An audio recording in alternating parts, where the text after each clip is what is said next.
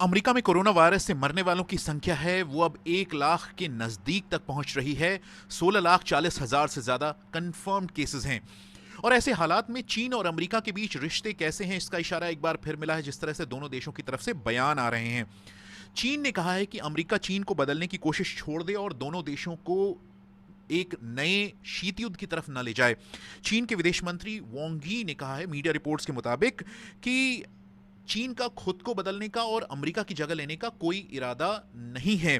उधर अमेरिका की ओर से यहाँ के जो राष्ट्रीय सुरक्षा सलाहकार हैं रॉबर्ट ओब्रायन, उन्होंने इंटरव्यूज में कहा, एक बार फिर चीन पर आरोप लगाया है कि उसने कोरोना वायरस को लेकर जानकारी को छिपाया। और उन्होंने जिस तरह से चीन की हैंडलिंग रही है कोरोना वायरस को लेकर, उसकी तुलना उन्होंने चेरनोबिल से की है।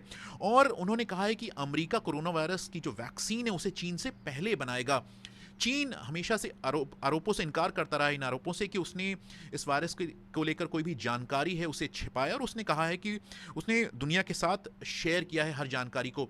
लेकिन हम देख रहे हैं कि अमेरिका और चीन के बीच जो रिश्ते हैं वो लगातार खराब हो रहे हैं, चाहे वो व्यापार का मुद्दा हो, टेक्नोलॉजी का मुद्दा हो, या फिर इंटेलेक्चुअल प्रॉपर्टी राइट्स की बात हो।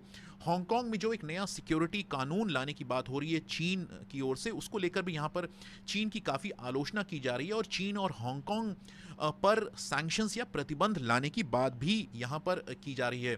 और हांगकांग को लेकर चीन की तरफ से जो कदम उठाने की बात हो रही है उसको लेकर यहाँ पर एक सोच है कि चीन को ऐसा लगता है कि इस वक्त दुनिया का ध्यान है कोरोना वायरस की तरफ से बटा हुआ है, कि के कारण बटा हुआ है, और चीन कोरोना वायरस के खिलाफ लड़ाई है उसमें मजबूत बनकर उभरा है। अमेरिका में ये भी आरोप लगे हैं कि चीन के हैकर्स हैं वो कथित तौर पर वायरस से जुड़ी जो तकनीक है या फिर जो रिसर्च है उसको चुराने की कोशिश कर रहे हैं और मामले की जांच चल रही है। चीन इन आरोपों से इनकार कर रहा है। उधर साल 2017 में जब राष्ट्रपति ट्रंप का जो नेशनल सिक्योरिटी स्ट्रैटेजी डॉक्यूमेंट आया था उसमें चीन का जिक्र 33 बार किया गया था, और इस डॉक्यूमेंट में यह भी कहा गया था कि चीन और रूस अमेरिका की शक्ति है, इन्फ्लुएंस है और उसकी जो इंटरेस्ट हैं उसे चुनौती दे रहे हैं। दोनों देशों के बीच यानी अमेरिका और चीन के बीच जो व्यापार समझौता साइन हुआ था उसके बाद ऐसा लगा कि रिश्ते बेहतर हो रहे हैं, लेकिन कोरोना वायरस के जो क्राइसिस उसके बाद जो स्थिति उभरी है उसके बाद से रिश्ते लगातार खराब हुए हैं।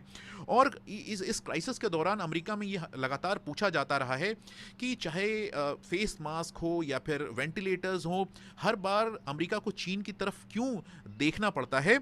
और ये एक राष्ट्रीय सुरक्षा का मामला है और चीन पर जो निर्भरता है अमेरिका की वो खत्म होनी चाहिए। और अमेरिकी कंपनियां हैं जिन्होंने चीन में जाके वहाँ की तकनीक में इन्वेस्ट किया है, निवेश किया है, उन्हें अमेरिका की जो मैन्युफैक्चरिंग है उसमें निवेश करना चाहिए। यहाँ के दो राज्य हैं मिजोरी और मिसिसिपी, वो चीन से हट जाने की मांग लेकर अदालत भी गए हैं, जिस तरह से कोरोना वायरस के कारण यहाँ पर जान और माल का नुकसान हुआ है।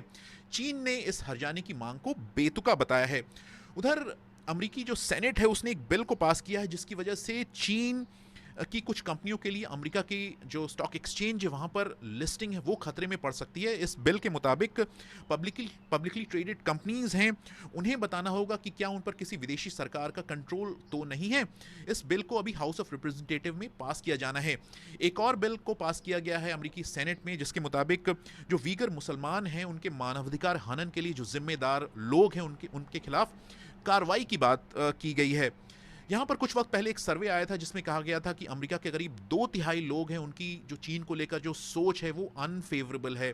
और इस सर्वे में ये भी कहा गया कि अमेरिका में 10 में से 9 एडल्ट्स हैं वो चीन की शक्ति और उसका जो असर है, इन्फ्लुएंस है, उसको खतरे की तरह देखते हैं। और करीब 62% लोग हैं वो बड़े खतरे की तरह देखते हैं चीन के असर को या फिर उसकी शक्ति को। विनीत खरे, BBC, वॉशिंगटन DC।